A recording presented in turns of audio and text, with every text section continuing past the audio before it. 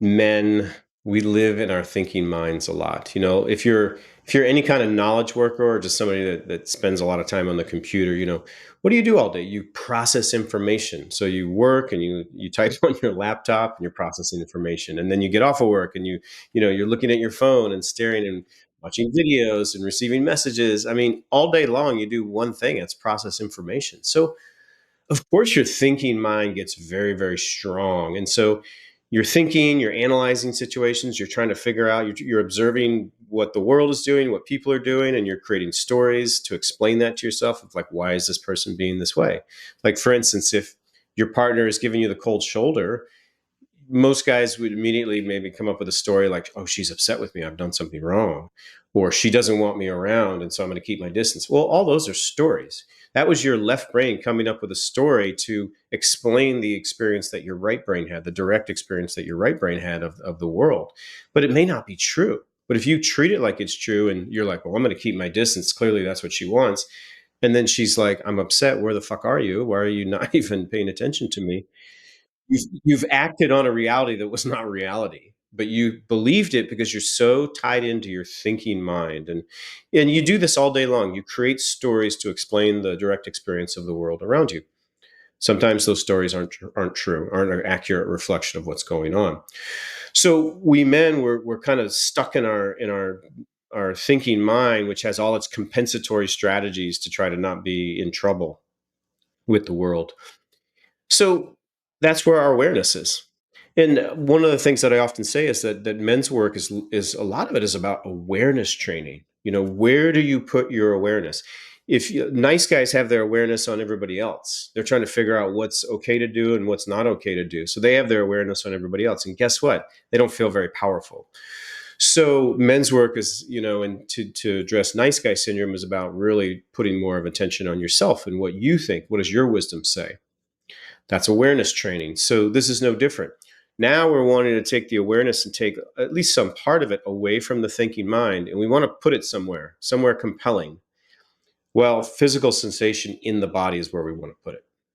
And I point to specific physical sensation. I don't mean that just in the generic, but if you can train yourself to have some awareness on like I like to use gravity and that sensation of weight, whether you're sitting, standing, or laying down, you can always have a physical sensation of weight pressing against the surface beneath you. So I like to really work with guys a lot about getting them tuned into their sensation of weight via gravity. And what does that do? I'm standing here in front of you, Alex. We're having a contentious situation, but I've trained myself to take some of my awareness and kind of maybe I'll have it on my feet. Say we're standing in front of each other, having this contentious situation. Part of my awareness is on my sensation of weight. And what that has the effect of doing is number one, it pulls that away from my thinking mind where I'm trying to figure you out and have an argument with you and kind of one up you. All that kind of strategizing my mind is doing is now quieter because I've took away some of my attention from it and put it on my sensation of weight. And also what's happening is because sensation happens only in the here and now versus thought, which is always about the future or about the past. But if I put some of my attention on physical sensation, it actually pulls me into this moment much more.